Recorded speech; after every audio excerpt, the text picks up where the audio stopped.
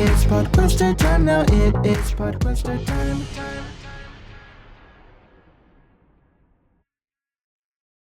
Thanks to everyone for joining us. Thank you, Tommy, for joining me on finale night. Of course, I'm so excited. I got my finale toast, and you would think that's alcohol, but it's just toast. I just really I thought tonight deserved some bread and butter and some celebratory toast. That's very interesting. I am also planning on having an English muffin with strawberry jam later. So great You minds. heard it here first. If you want to celebrate the finale of your shows from now on, just make some toast or English muffins, bread. Just toast up some carbs. Any carb will do. Yep. Just have a good carb, some good accoutrements, and enjoy. But yeah, thanks for having me. Having me all season and just getting to talk to you, getting to talk to Sequester. This has been a blast for me, and tonight was no different. This episode was so good. I enjoyed my whole time watching it. I was so on the edge of my seat the whole time. I thought I knew what was going to happen. I was very wrong. And I feel like that's been happening to me all season. So, you know what? I've kind of just gotten used to it now. I'm like, cool. I'll just sit here and be wrong. But see, if you know that, you can make really bald, outlandish predictions. It's true. Like there's going to be a bird at one point in the season, and it's going to come and steal Sequester Bot's plate and fly off into the distance. And the bird has been eliminated, and that's the only one voted out. Yes. So we start the night with Jacob coming back in, and he seems a little downhearted at that moment, don't you think? He just seems like a little okay, let's go again. Yeah, I think the thing with Jacob I've noticed is it doesn't seem like there was a point where Jacob was, going up. It's almost like he was like a choo-choo train, and he was going up the hill, and he was gaining steam. He was having fun with it, and then at a certain point, he started to slow down. And I think his energy level, I don't know if it's just not. I'm not saying it's not fun for him anymore, but it definitely feels like maybe the emotions are getting to him, or the way people are feeling about his moves are getting to him in the game. That's how I felt when he came back. He was just kind of like, all right, here we go again. I feel like, yeah, I mean, any kind of train would do that, not just choo-choo train. So so any kind of train. But what other trains are there? Aren't they all choo-choo trains? I mean, I think so, but you felt the need to specify. I just like going choo-choo. But yes, he definitely seemed like a little resigned and a little more down-key this round 5 coming into it. So he comes back, and we immediately go to the twist. This is the result most people wanted. I think Billy was the only one really hoping that Muna would come back. So Spencer's happy. I think Spencer would have been okay if Muna had come back, but he wanted Jacob to come back. Josh obviously wanted Jacob to come back, and Natalie, Jacob was her pretty much only ally throughout the game, so she was eager to have him back as well. So it was really interesting to see that even though he was really downhearted, people were actually excited that he was back. Yeah, I think the thing that was unfortunate for him is coming up with this challenge. The two people that get safety are not the two people I would say that are most excited to see him come back. I think that's part of Jacob's bad luck here is it's him against the two people that were happy to see him. Well, I mean, Josh wanted him back. Yeah. Yes. Okay. Josh also says that he never was I also don't think that Josh was ever going to take him far. So exactly, I think Josh could have been someone he throws under the bus here to get the votes on him at 5, but instead it is he's got to either throw Spencer or Natalie. Yeah, it's interesting because we go into this game and really Josh and Billy are in the minority. Spencer, Natalie, and Jacob are technically working together. It doesn't seem like Natalie is working with Spencer. At any point, it doesn't seem like Natalie is working with Spencer. So, but at least in Jacob's mind, the three of them are an alliance. So you would think that they would just knock out Josh and Billy quickly and not hit any of each other's. But instead, Spencer goes first. He's the first one out. And I think, is he the only one out or does somebody else go out too? In the challenge? Yeah, Jacob goes out too, right? I think it gets down to Jacob or one other person I can't remember off the top of my head, but I think slowly they lose because I know Billy at some point was out of ammo and not ammo, out of balls. That's the only yeah. I was calling ammo balls, but yeah, balls. No, Billy had all 3 balls at the end. That's why they were a 3-way tie. She gained 3 balls, but it was like she's X'd out. Like I think the way it works is they can gain balls, but they were X'd out. Like there's no more. Like in front of them, all of their balls that they planted were gone, so they can't go and get any more. But they can have the ones they already. Okay, I see.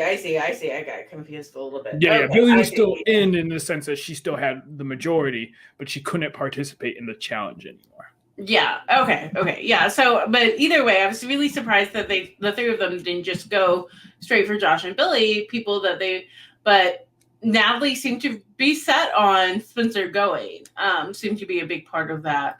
So I know later we see Jacob saying that Natalie works with Spencer. I don't see any evidence of that throughout the game. So that was confusing and surprising to me. I feel like it's Natalie and Jacob tight too. I think in Jacob's eyes, he feels like Spencer's working with him. Maybe he is to some degree, but I do feel like Spencer's closest ally at this point was Billy and possibly Jacob as his second closest. But I never felt like he was super close to Josh or Natalie. Like I think at this point you have to be so like all these people have worked with each other in some degree, but it's like who you're going to ride with is really what they're getting down to now. Yeah. So we have the battle match kind of shakes out to a tie, and Josh gets power and immediately saves Billy, which was an interesting game move. What did you think of that? I think it's a really interesting game move. I think it's smart because you lock Billy in. I do question the logic of like you lock her in just so she can be the person you eliminate at 4. I feel like for me, there's 2 people you could use that, Jacob and Billy. And for me, I would have locked Jacob in as the person we all vote for at 4 because Billy still has such – everyone else in the game feels good with Billy. Maybe you convince them to take her out at 4, but you have to realize that she's got roots in everyone there because she's built, like she says in the finale, she's put those seeds down. and that's what she does. And I think it was a challenge. I don't know. I would say he probably made the right choice, but it's a hard choice to make. It's really hard. It's hard not to be results oriented and say he made the wrong choice because Billy then ended up, he couldn't take her out like he wanted to. But I do think that, and he would have gotten Billy's vote 100% if he had been in the final 2 with either Natalie or Spencer. I think Josh gets Billy's vote. But I think if he had forced Billy to go into a battle match, that would have been good for his game because he could have said, hey, she's, we both had one battle match and I controlled when she went into hers, kind of situation. And if she didn't come back, that's not bad for his game either necessarily. Because I still think Natalie wants to vote out Spencer, even if Jacob's telling her not to. Yep, and I think like you said, it definitely does take one of many things that Billy has on her resume. I mean, the big thing is she's never been voted in and she's never been dragged into a battle match.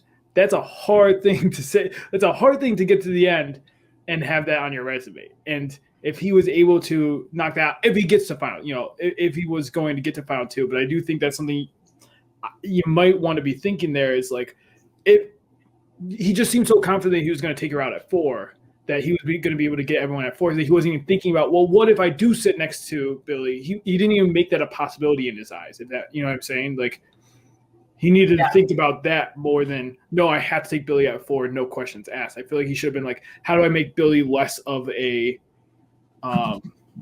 less of the winner choice, and more than what he was doing, if that makes sense. I agree 100%. I think that, he was, but again, it's easy we can see the whole game play out. So it's easy to say this, but like that was the one move that I was like, I'm not 100% sure about this. As far as up until this point with Josh, I was like, we're able to be Monday night quarterback here and be like, all right, this is what everyone should have done after we've seen the whole thing play out. So, but I agree with you. It's hard to choose. The other move here that I was interested by was so Natalie going to Spencer right away and saying, I want you to get the votes, but pick me. No, I'm not here to give you ammunition in this game to win. I was really interested in that because I think that, she had talked a little bit about Josh using his LOS on her and how she didn't want that. So I feel like she is maybe not 100% seeing the value she had as a player who could use her social connections to not be voted in or battle matched. Like that was a big part of Billy's resume, and it was almost a big part of Natalie's too. She could, after she came back from Katie, she could have said, hey, I even went up to Muna and said, yeah, I was a big part of trying to get you out. I totally voted you in, and I still wasn't dragged. I voted for Spencer. He tried to bring me into a battle match, and I still said, no, don't do it, and convinced him not to. I think Natalie had a good story there if she doesn't go into a battle match. But for some reason, everyone at the very end starts thinking that a battle match is the only thing that's impressive. And it's like, except for it's not. And that's the thing. I feel like this season, especially this end, it really feels like the big question mark of the whole season is, how much merit do we put into battle matches? How much do you put person that does really well and goes to a lot of battle matches? How much you put into someone that avoids battle matches? And I feel like that's a question that all the way up into the finale, the final 2 was still being asked. And I don't know where I sit on it. I do think it's impressive to win a lot of battle matches, but to me, it's more impressive to never have to never have to even go in and face those challenges, because to me, it's so easy for someone to just throw your name out randomly. Especially towards the end game, there's 1 in 4, sometimes 1 in 3 people that they can pick, and you're still not getting dragged into it. That's impressive to me. Yeah, I agree. And I think that, that there's a lot of merit behind Natalie's game in general. And I'm glad that she's been able to watch the season back, and hopefully she sees that, because there was a certain sense of defeat, it felt like, when they came down to the final 4, but we'll get there in a second. Yeah, I will say kudos to her. Like, listen, the fact she did call her shot and say, no, I want to face you. I don't know if I had that in me to do that. I don't know if I could do that. So kudos to Natalie for really, it was very brave. Yeah, I will say, I was a little surprised Spencer was fighting her as far as I don't want to play against you, but I understand that he was actually really trying to be like, no, don't vote me in. But I think that no matter what, Spencer was going in. Yeah. If I'm Jacob sitting there listening to the conversation, I'm being like, listen, this is a great outline of mine, but you know what, Spencer, this sounds like a really solid plan. You need to do this.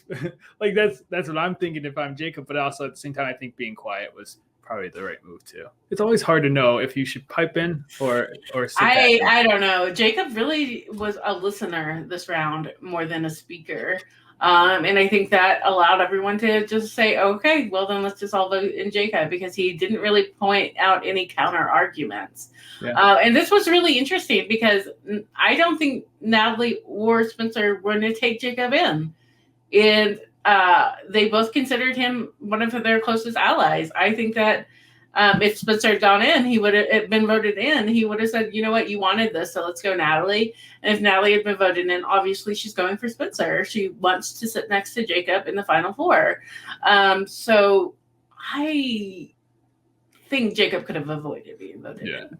I do think what he said to Billy was a really good way of handling it, of giving her, like, being like, take me to 4, vote me at 4, I won't drag you. Now, who knows if he was actually going to commit to that or not, but I think that is the right pitch from him there. Is he is, this all game he's been doing these big, bold moves. He is the person typically you would take to 4 to cut there. But Billy saw otherwise. Billy did what she needed to do and got rid of, with others, she got rid of Jacob before. I don't know. I don't 100% believe that, like, maybe that was Billy's best move. I think she should have brought Jacob to 4. And I think that if Jacob had gotten together with Natalie and been like, let's vote in Spencer, and then he'll pick you and you can get your crown. That's good, girl. And then convinces Billy and says, hey, me and Natalie are voting in Spencer, so you can vote in Spencer too. He just needed to, like, it was hard though because Josh had just saved Natalie or saved Billy. I don't know if he was going to be able to flip Billy away from Josh at that moment. And that's the hard thing is, like, we know that Josh flips on Billy, but I believe at this moment, Billy believes she has a locked thing with Josh, right? So she already thinks that at worst, she gets a tie. At best, they vote out whoever they want to vote out at Final Four. So I don't think she's thinking she needs Jacob there. I think she thinks she's already set. And so when Josh flips that quickly, I am glad that she didn't make it about that during, we'll get to the Final Four, but I am glad that Billy stayed focused on what she needed to do at Final Four and not focus on the Josh betrayal. But at this point, I think she thinks Josh is a locked person to her. And that's the one thing I think that was smart of him picking her is you make sure that Billy is not questioning you whatsoever. That's true. But I mean, like, does it matter if he's already safe? Does it matter if she questions him or not? Like, question me. I'll see you in Final Four or won't. Right? Sorry, I have to drink out of my giant bottle. No, you're good. Hydration is key. Apparently. But yeah, so we get through the final 5. Jacob is voted out and he picks Spencer. He wants Natalie to succeed. He sees Natalie's value in the game. It's really interesting the way he's kind of changed about Natalie because he originally wanted to be an ally with Natalie because he thought she was a goat, right? And he thought he could beat her. But by the end, by working closely with her, and he saw her value. And this is something I've said about Natalie since the beginning. I think Natalie is the kind of player you have to get to know one-on-one. And that's why she would succeed in a house like Big Brother, where it's 24/7, in comparison to Sequester, where you have to only have 10 minutes, right? Yeah. To talk to people, because she just wasn't able to spread out her time in a way that really got her in with people and like she would if she were on a Big Brother season. And I think Natalie, something I feel like that isn't, it was shown, but I think the people focus on, she's very strategic thinking. She's analyzing everything, but she is a very loyal ally. Like the people that she rode with, like Jacob, it's or even like what she did for Billy in the end, I think even if we're even thinking about when she did get Moon out, when she helped master that plan, she was even saying, she's once Muna said her speech, in her confessional, she was crying. It was this means this is bigger than Muna. This is bigger than me. And I think she is someone that does think logically, but also her emotions do show. And I think that as an ally, I can see how Jacob may have saw her as a goat, but I feel like they got to a point where their bond was just undeniable, because it's when you do work with someone so tightly for this many rounds, it's hard not to feel, it's hard to cut him. We see Josh, even he's all stoic face being yeah, I'll cut Billy. And then when it came time, he was sobbing. It's hard to get your emotions out of this stuff. Yeah. And you know what? I will say, I think that's a downfall of people to try to take emotion out. I think taking emotion out is not a good way to play a game. And I am happy that Jacob was able to like put a little bit of emotion in this game with Natalie, because he really, in the Lost interviews, that was one thing he said he really didn't want to do, was be an emotional player or like think with his heart or care about his friendships in the game. And I think he tried to stick to that, and it hurt him. We talked about him being downtrodden a little bit, and I haven't talked to Jacob much this season. I don't want to like act like I have insight into his mind, or I don't want to do any like armchair psychology or anything like that. But I do think it was hard for him to go against his friends in ways that he didn't expect. And I think his friendship with Natalie was genuine and beautiful. And I'm glad that happened. And I hope that, I hope the positive experience for both of them. And I think emotion does help. And I think that was Josh's downfall. I think that he wanted to be stoic. He wanted to not sit next to Billy. But when Natalie wouldn't turn, he was so like, he had hardened himself against his emotion, where he was like, emotion will pass. This is game. This is my best chance. He should have voted out Spencer. Yes, I agree. The only thing is he's playing to win. And I think he really, in his hearts of hearts, knew he was never going to win against Billy. I think if he votes out Spencer there, he does not believe that Spencer is going to drag Billy, probably going to drag Natalie. So it's him versus Billy. And I guess it's like, yeah, you got to final two, but if you're playing to win, like, do you if you truly to your gut know that you need Billy out of this game to win? Because I agree with you. Like, I think obviously it's easy to say now because he lost to the wheel, but if he results oriented, yeah. It's really, my concern is neither Spencer nor Natalie were going to drag Billy at that point. They both made it very clear that they were not going to drag Billy at that point. So you were going to sit next to Billy in the final two. Yeah. If you get to the final two is the answer, right? Like, the result is I have to sit next to Billy or I don't go at all. Those are kind of my two options, because either I go to a wheel, and if I go to a wheel, because he wasn't trying to convince Natalie. He couldn't overcome his emotions enough to do that. Yeah, and because you're right too, because it's like let's say it lands on Natalie. Natalie drags Spencer, so it's Josh and Billy. The whole narrative that Billy could push is that Josh was saying the whole time he needs me out because I'm going to win this game. Well, I'm here. So if he's afraid to sit next to me, he's proven that I'm the person that is. I mean, yeah, you go in and you say, even Josh said that I played a better game than him. Even Josh thinks that I should beat him. So yeah. Anything he says right now is just window dressing, because he sat there and he wanted me out, and he turned on our final two because he wanted me out so bad. That's why what you say at Final Four is important. I know you're trying to make sure people don't vote for you, but those words can be used back. And also, like, I don't know, are we dealing with 5? So I know. I was like, oh, wait. So Jacob gets voted out. He takes Spencer. They do it true or false. I really thought that Jacob was going to pull this out, actually. I thought that he was doing really well. But, Spencer is a comp beast. He doesn't care what kind of comp it is. He's going to win. And he does it. 4-0. He takes out Jacob Jones. I like this. I like the fact that it had to do with the first challenge. Like, I don't think in the game I don't know if I would have thought of that and been like, oh, I better really pay attention to this challenge. I did not. When I was watching, I definitely didn't know the answers. Did you? Yeah. I mean, I knew some of them, but not. Some of them I knew, but there were some of the tricky ones. Like the last one, the 18. I don't know. Like, I would have just guessed. Sure, 18 sounds good. I would have guessed false, but I would have guessed for sure. And also, like, who got their ball first? I was like, oh fuck, who did get their ball first? Like, yeah, unless it was me, it'd be really hard to remember. Yeah, who got a ball? But yeah, I liked the challenge. I thought it was a nice, like, cap to the battle matches. And then, I think it was a tie, and then Spencer pulls off another battle match win. Doom, doom, doom, doom. And the curse was broken. Yeah. And the curse was broken, right? Jacob Jones becomes the first person voted out and sent to the jury. So he goes to the jury. He's rooting for Natalie, but he also has respect for Spencer. Spencer asks him to say some kind words to him for the jury. and then we get into the final four, which we've already kind of started doing. Yeah. So right away, So- Natalie's like, it felt very mini-esque because it's like, it's funny. This is the first question. It's like unmute and then. Yeah. Well, we didn't really see anyone do this. Like, I mean, we have in the past to some degree, but the whole like, you vote this way, I'll drag you, and that's such a classic like mini thing.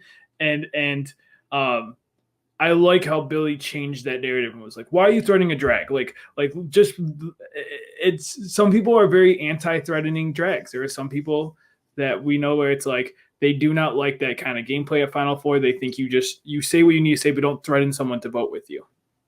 Yeah, I think that see, this was hard for me. I think that Natalie and Josh did not play this round well. As far as I don't think either of them committed. Now, I will say once Natalie committed to Billy, she was committed to Billy. But she made this thing and then Billy flipped her.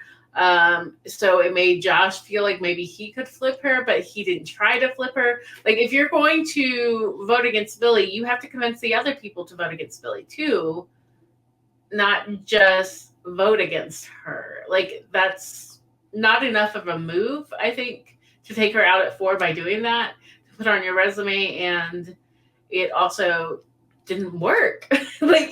Especially when you're trying, like your thing was, I want us to sit together. Well, you just sat back and let it go to a will. You should have been like, Josh, like it was just Billy pleading for both of them. And I feel like Natalie needed to jump in too and be like, Josh, no, we have to vote Spencer here. This is the best thing for us. Either we go to a wheel or you switch your vote, because I'm not switching my vote. I'm like, we needed Natalie come out and be like, I'm not switching my vote. You have to, or this is a wheel, period. Mm-hmm. And I feel like Josh tried to threaten Natalie, was like, switch your vote or else I'm going to drag you. And that was kind of in passing. Now, I don't think we missed much. I don't think much was edited out, but maybe there was more.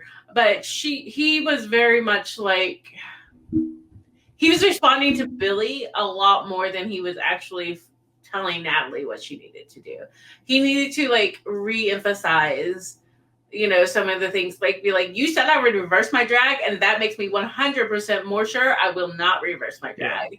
I threatened you, you threatened me. Let's do what we said we were going to do and vote out Billy. And to me at this point, if I'm Josh, also like Josh and Natalie are the only people that can change their votes. I would be like, Natalie, this is just between us two. Let's focus on this, because Billy was doing a really good job of keeping in Natalie's ear and saying what she needed to say to make sure, I don't know if Natalie was going to switch her vote, but Billy was playing on those emotions. I do have a question of, do you like that people were like talking about how that they deserve it because they're the best gamer, or do you like when people are like, no, take me to the end? Like, there's two ways to play it, but I think at the drag you start to talk about why you should be at 2, not at 4, because you're just giving people reasons to vote for you. Like, you never say why someone's playing a better game than you, because again, like I said, you're giving them ammunition with like the words that you say. If you say someone like Josh who said like, oh, Billy's going to beat me at the end, you're giving her a boost. But I don't know. So I feel like what Josh should have done is been like, hey, we came in here as unknowns. These two people have connections. They have allies in the jury. You and I, Natalie, we can sit beside each other and it'll be a fair fight. Even if you don't believe it, just be like, it'll be a fair fight. Who are we? What if we've each won one battle back, or battle match? We've each, been voted out once early in the game. Both of us have been kind of free agents who had to fight our way here. Natalie, it's got to be you and me. We're the only two.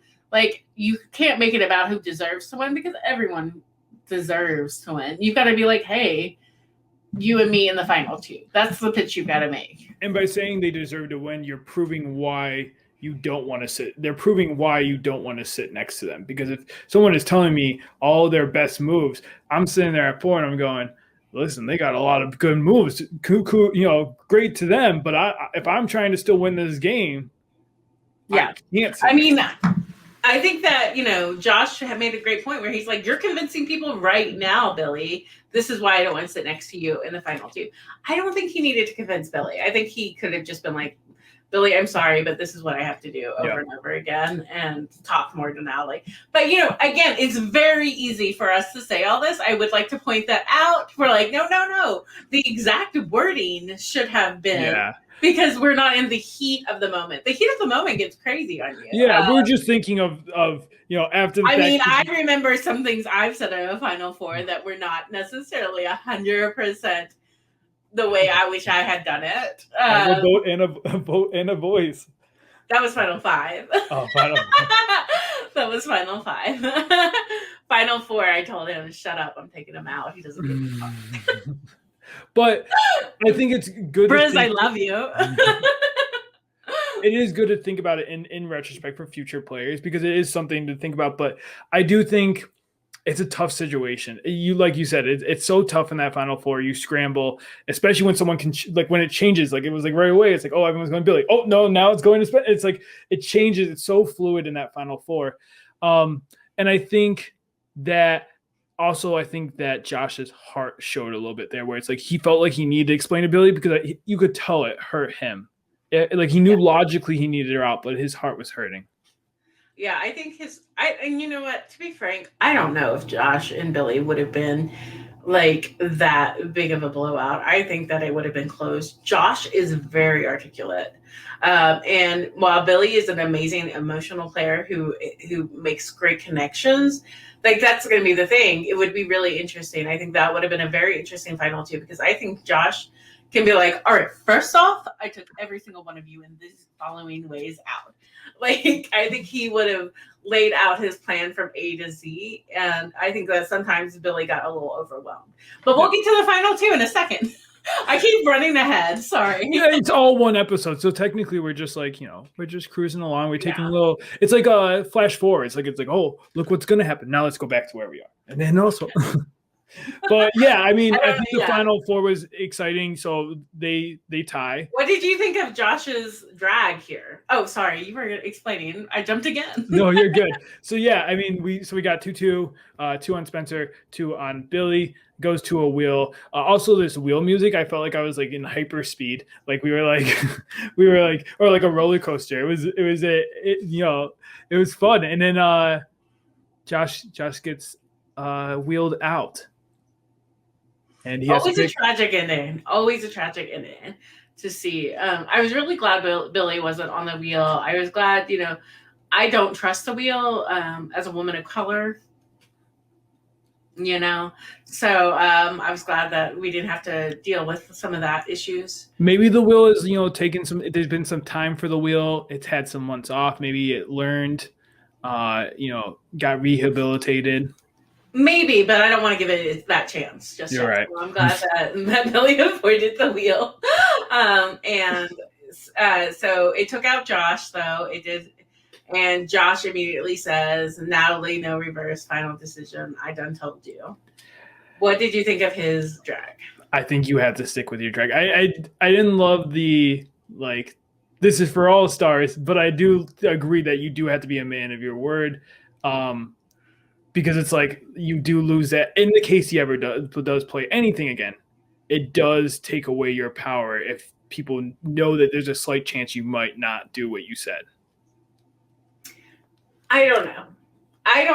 I think that in the end he should have dragged Natalie or Spencer. Either one would have been fine with me. But as far as I like Billy, I don't wanted her to win. I thought that her flipping was great. And it didn't make sense for him to drag Billy. But I think that he should have probably dragged Natalie because he threatened her. And also, she didn't change her vote. That's why he had to go to a wheel. But I didn't love the whole all-stars thing. I think that going through with your threat is fine and be like, listen, I said what I was going to do, and it's your fault I'm out. I'm going to take this moment to be a little bitter and petty and take you out too. And also, Spencer voted with me. Why would I take him out? Kind of situation. That makes sense.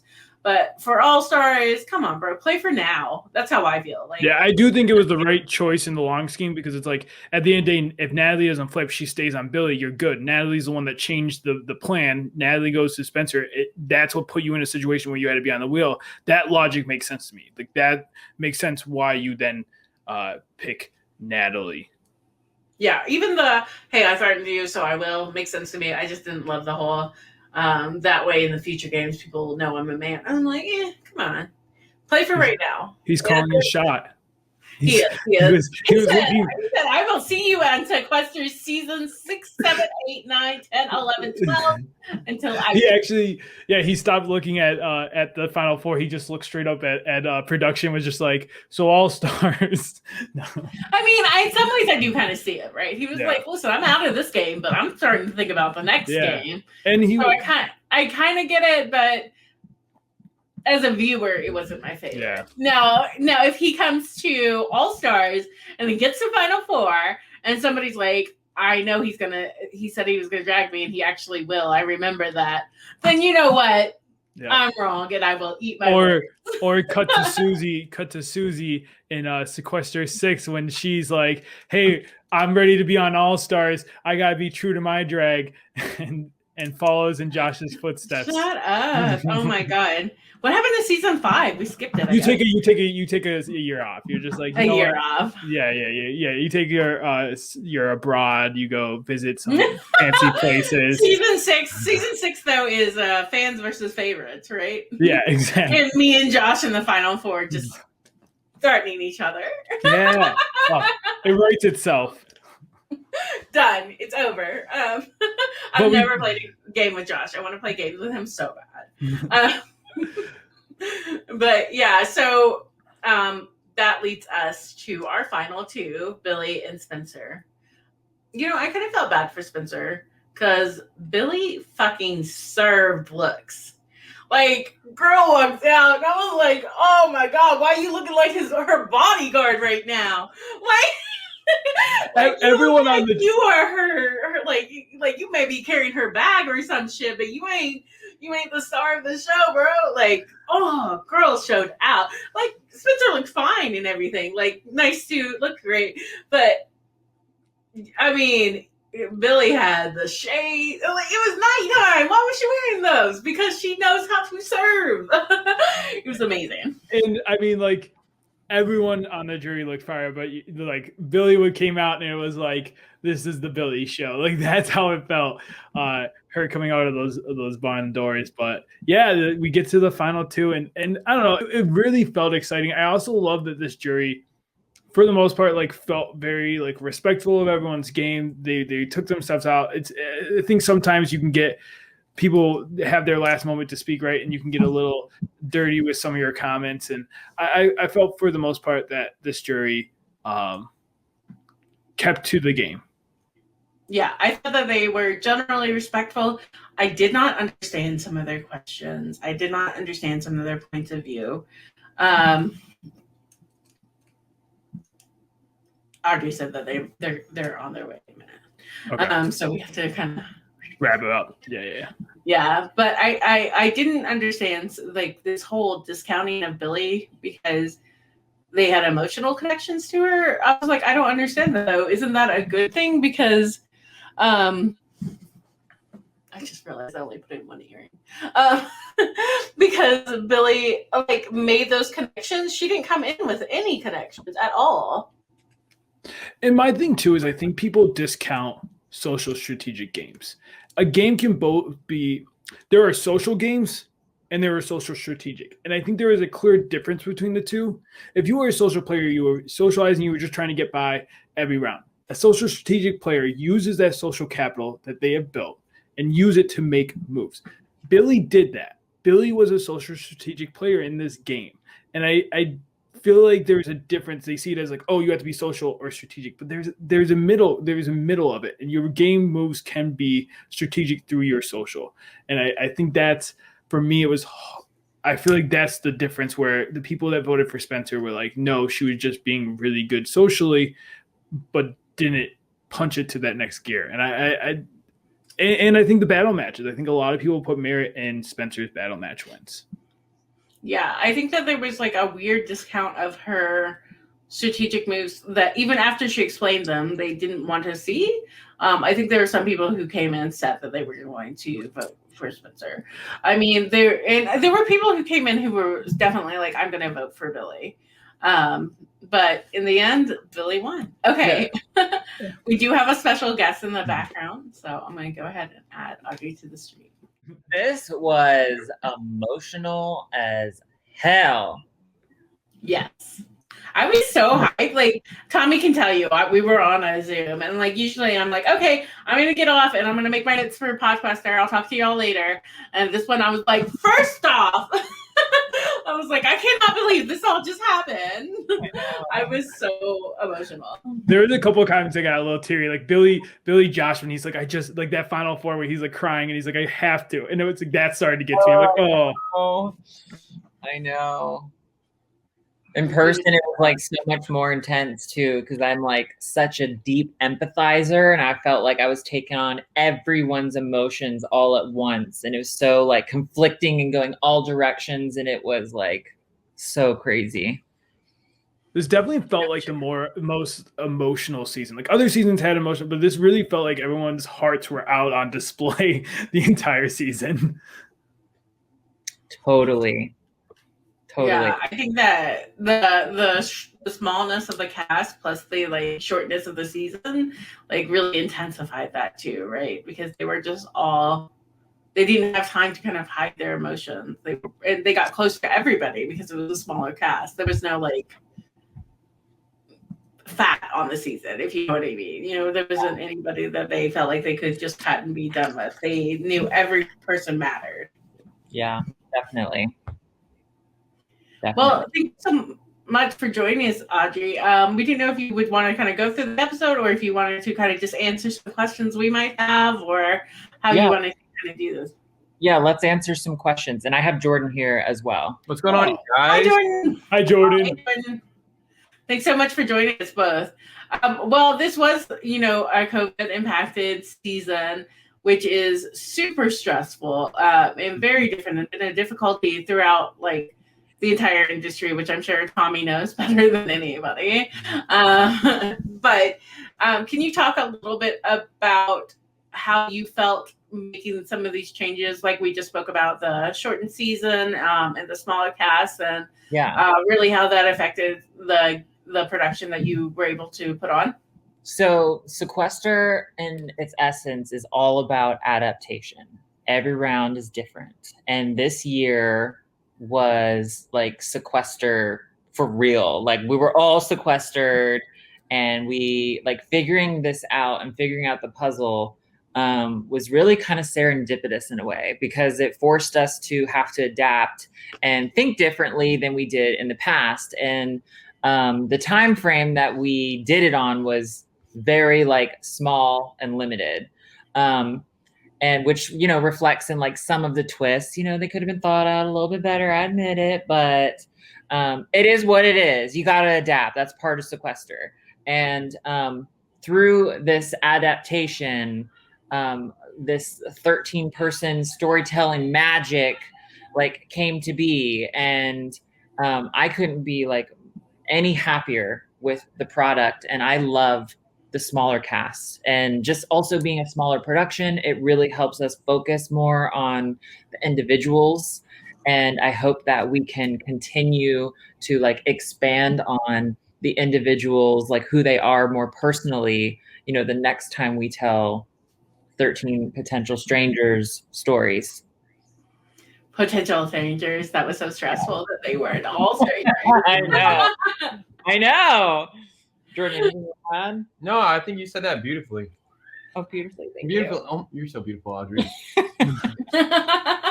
From the beginning, was the thought always to have, like, when you guys were first discussing, you know, in the pre-production, and you decide to have such a smaller cast, was the decision always to have them all be on jury?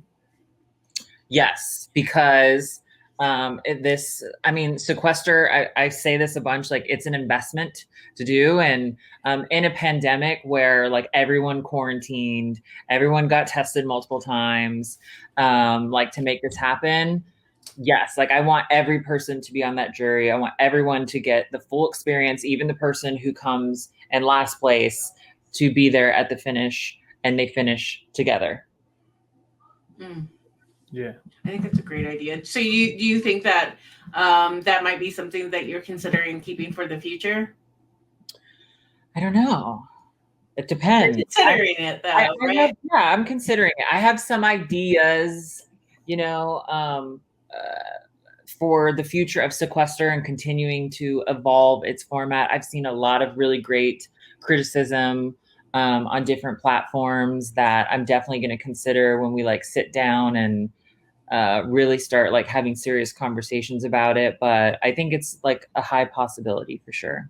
Well, and it's interesting because it really does change the game, because usually if there's a 20-person cast, there's people that you can, get rid of before they're in the jury, but now you're doing jury management from day one now. Yes. Right. Yes.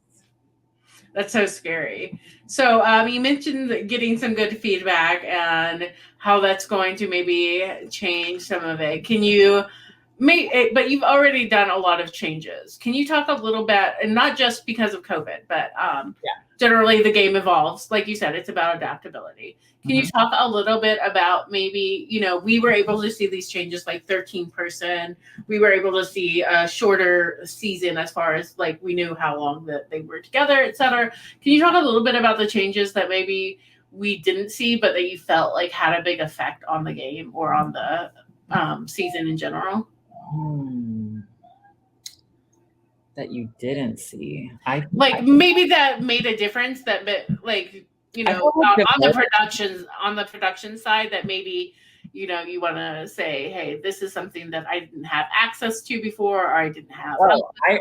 Well, for me, the first thing that stands out is like Luxury Row. Like before, like Sequester's filmed in like such short increments each round, and having this new way to achieve like, secret unanimous safety or secret advantages was really easy. It was a lot easier for us to control and contain versus like accidentally missing someone, finding it because we weren't in the room, with the camera. What were you thinking? I didn't think about that. That's interesting. Oh, you weren't thinking anything? And I mean, this is a public thing, but I thought that the vote, Renee, you guys know Renee, who runs Draft Sequester. Renee is the originator who like came up with the idea to expose votes, and I thought that was really cool. And I think like Billy freaking dominated the strategy for it, and I thought that was just a great like accent to eliminations, and Yeah, and we definitely saw that play out in the Muna Jacob Jones rivalry too. Yeah. As far as like, I don't know if Muna would have ever thought that it was Jacob who voted her out if she hadn't, or Marcelo if she hadn't revealed their votes. So we definitely saw it play a large factor in the season. We also, you've discussed a little bit about your casting and some of our exit interviews. Some people have been like, we just did ours with Muna, and she was like, I had so little time to prepare. And you've already given for the patrons a little bit of casting advice. For the general public, is there something that you would say that you are looking like? What do you think makes a good cast? Not just a good player, but a good cast. What kind of chemistry are you looking for? I'm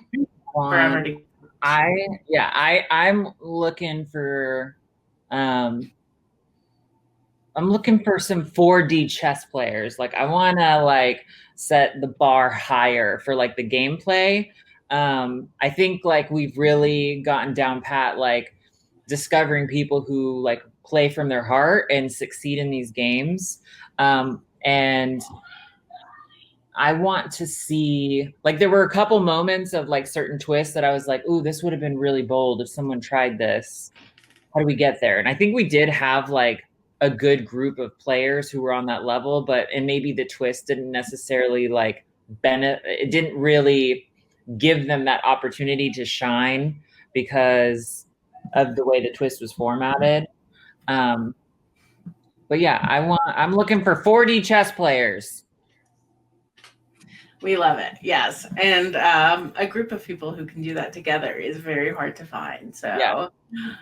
I do not envy you your casting decisions. With this with the cast, we saw some people we knew, but everyone was a mini player. Who was someone that surprised you? You go through this interviews, you hear them say they're going to do something. Who's someone that walked the walk, played a way that you just never expected them to play? I feel like some people might expect me to say Josh, but Josh did not surprise me. Like everything that you guys saw, I saw my first conversation with Josh.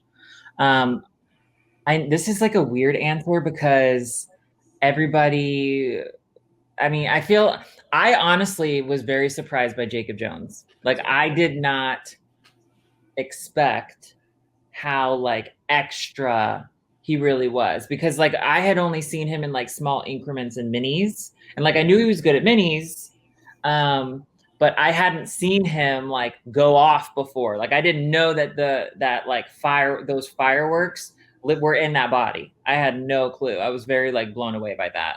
Mm-hmm. What about you, Jordan? No, I agree. I would say my original person I would say was Josh, just because while we were there, I didn't see his gameplay until after, like post-production when we edited. But other than like him himself, Jacob definitely. I didn't expect Jacob to be so fiery. 100%. Or 1,000%, I should say. 1,000%. 1,000%. 1,000.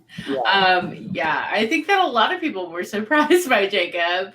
I think the closest moment we've ever seen to that is obviously Winners at War 1. I think that was the only moment that we've seen him come close to kind of that kind of anger and I don't know. Extra is a good way of putting it. Drama, maybe. I mean, he threw himself on a kitchen island and yelled, take me out." So if we don't call that drama, I don't know what is drama. Right. And that's what's good about Jacob as like casting. Like Jacob, he has the strategic side, but he also has the drama side. And when I like watch reality TV, I love the drama. But in mainstream reality TV, you see how a lot of the strategy gets washed out because a lot of the casual viewers just like the drama. But Jacob, he has the strategy and he has the drama, and that's what's so special about him. Right. Yeah. This season we saw a lot of twists that were influenced by the minis and everything, but also just like fun new twists. What was your favorite like round twist that either both in like pre-production, but then like seeing it actually work out in the way people played it? What was your favorite round twist? I think my favorite round twist to see like come to fruition from minis was majority rules. I thought it was really cool. It was executed really well. I thought it was just great that like it wasn't like just a sweep where everyone voted in the majority. Like they actually kept it a secret, and they did a freaking good job. And like Muna getting everybody in that room and Billy, both of them being like, "This is done," da-da-da-da. And then keeping out Marcelo and Brent and Spencer from the loop, and then just ready to take on whatever happened next. I was like, "Damn, this is good." Yeah. Billy looking for people's like feet under the door. Yes. And that's one too, I think did benefit so much from the minis, because I think the first time it was like, I think everyone voted in the majority the first time it was in a mini. And then slowly people were like, wait, there's other ways to play this twist. Like we can do more with this. Yeah. And I also thought that the mini influence was interesting in that place because people were just throwing a lot of like different ways of doing it. So to see that, and I obviously Tommy and I have both played that twist in different games, and I feel like that one's so much harder in real life than it is in a mini game. I really do, but I do think it also has that same kind of urgency in both. That's really hard, where you want to be in every room possible and you just can't be. What do you wish that the audience had seen that you just couldn't quite find a way to get in? I wish I could have shown. There was a conversation that happened with Muna, Billy, Shireen, and Rachel, how they kind of came together on day 0, like before the first twist, before the opening ceremony, where they learned about the vote reveal twist. There was a conversation with them in the bathroom, but the audio was corrupt on some of the microphones. And so we had to like kind of loop that into a montage. And I wish we could have shown that more of like kind of how that really started, because it was a really big part of Billy's story. And like those were her ride or dies. And I mean, Billy had everybody, you know, but like that's who she was really like riding for in that game. Well, I think those are most of my questions. Do you have any last questions, Tommy? Yeah, the only other important thing I got to ask, well, I got 2 now. The one is, are we going to see all those falls? We have heard about these notorious falls that happened from the cast. Everyone was slipping and sliding around this house. Yes, I think after a small mental vacation, I definitely want to edit together like some more fun stuff that we couldn't include in the episodes.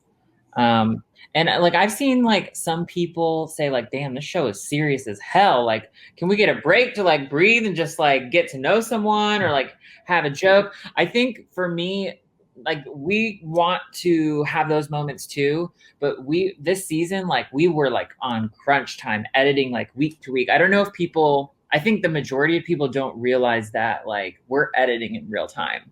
And like when Big Brother edits in real time, they have like 100-something people helping them, but it's literally just 3 of us. And we're just trying to get the episode out on time. So we're so concentrated on the game to make sure that like you really understand what the players did, if that makes any sense. Yeah. Yeah, just jam-packed. Yeah. Yeah. And you guys did a great job with that. I remember watching, it was like forever ago now, watching that first episode. I was like, man, I feel like I'm just watching, I've put on Netflix, popped on, you know, one of their new reality shows. Like it was really well done. Thank you. Thank you. We're very happy with the season. I'm so happy for Billy.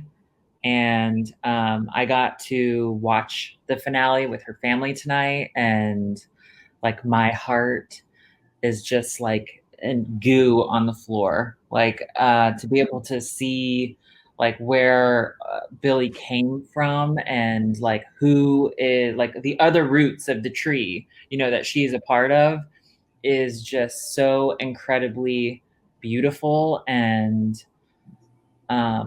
this is like the best Sequester story, best Sequester ending yet. Yeah, it's a very special family. It is. Yeah. It really is. I don't know if Josh is there or not, but we were just talking about how much we love Josh. So. Yeah, Josh is here, and he's their hearts are so full. I've never been big hearts. To be able to fill up those hearts is very hard because they have 2 of the biggest hearts I know. Yes. And their love for each other. I mean, I don't think that can be talked like the love like they root for each other so hard, and it's so nice to see their relationship. Yes, and Josh, like seeing Billy talk about him in her final speech, and just getting to see that moment come from like filming it and come full circle to, you know, he brought her into Sequester and just, oh my God, I can't. I'm getting emotional. I know. Now I'm getting like a little overclipped. I think that Josh is definitely, I mean, I played in that All Stars with both of them, and there's something about Billy that just makes you want to be with her at all times. And and when Josh went, you know, it was easy to say Josh isn't here, but Billy is here, and to ride with her just like I was going to ride with Josh. And I don't know. That was such a beautiful casting choice. I think that was genius, and I'm so glad to see the first woman of color win this game. And for it to be Billy, yeah, not the last for sure, but for it to be Billy, you know, and I think, you know, Josh was like, I'm worried you're going to talk about this in your speech and you have such a good speech because you're doing much great work. And she didn't. She was like, listen, I am the first woman of color, but that's not why I won. I won because of the connections and the things I did. I didn't do it because I'm a token or a quota member. Like, I won because I made emotional connections with other people. I formed alliances. I threw my votes when I had to. Yes. I killed people when I needed to. Yeah, where I feel like some of the internet like misunderstands Billy. Like, I understand as a viewer, like, you are seeing all the moving parts, so you're accepting something at face value. But Billy mastered social contracts, and like social contracts used to be a thing, like in old school BB. But now it's all like hive mind thing. But she mastered social contracts. She did keep her word. What she did what she told people she was going to do. Now, if you're like, if your version of loyalty is like, no, you're with me or you're against me. Okay, I get that. But she literally, like, her social game was so evolved, and she is like the judge and jury of social contracts. I was saying too, I think sometimes people separate things as like social or strategic. I think there is a lot of good players that are social strategic players, and I think she is a really good example of getting that social capital and using that social capital and using it in very smart strategic avenues to get her to where she needed to be with the right people. Yeah, totally. And if anyone tries to credit that as like not strategic, it is. Like, her vote got exposed multiple times, and because of that work she put in with knowing this person was going to get eliminated and this person was going to expose her vote, and she got permission to put her vote there, then she pleased all the pieces. She honored all her contracts, and no one could hold her for any debt. Mm-hmm. I mean, she flipped people with flip. She flipped Natalie. Yep. She made moves. She put Marcelo and Jacob up, and then they broke and went against each other. She was the Final Four. She let them think that it was Muna. She let them think that it was Muna in Final Four. Wait, she let them. In Final Four, Josh said, "Why do you think the jury gave Muna safety? They gave Muna safety because she's Muna," and she said she lied to them and said, "No, they gave Muna safety because of blah blah blah," even knowing damn well she got that safety. You know, and she lied to them during the thing too. When Spencer was like, "Was it you?" When she was like, "Must be Muna." And that's the thing. She's loyal and she is so honest with you, but you don't realize that she's honest with the information she wants to share. But there is tons of information that she is not sharing until the right times. Yes, methodical queen. Mm-hmm. I think that she could have put it together better in the final two. That's the only. But it's easy to say that because it's very hard when you have that much adrenaline going to put together like cohesive things to say. And I think she did what she's supposed to do, which was connect to people.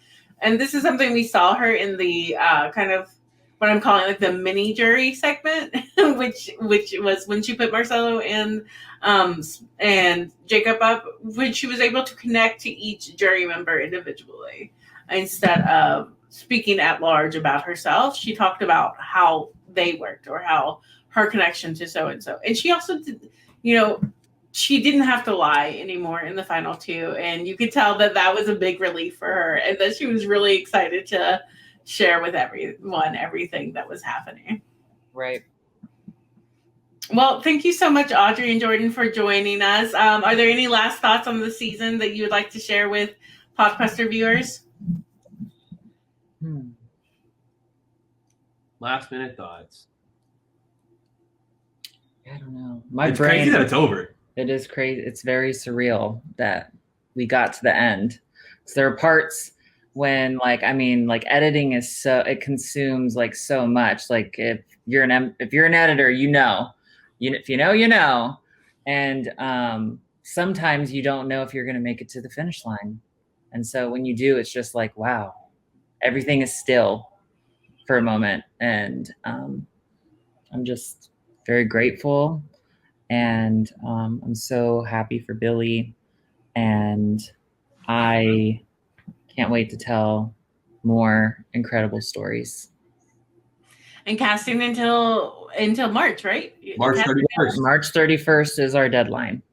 Okay, so if people want to see themselves standing where Billy stood, getting the confetti, getting those votes, pleading their cases, if y'all think it's so easy, then let's see you go out there and do it. Yeah. I see that somebody who is very happy behind their podcasting desk. But yeah, I'm very excited to see the future of Sequester. Thank you. All right. We love you both. Thank you so much. Thank you, Tommy. Thank you, Suzi.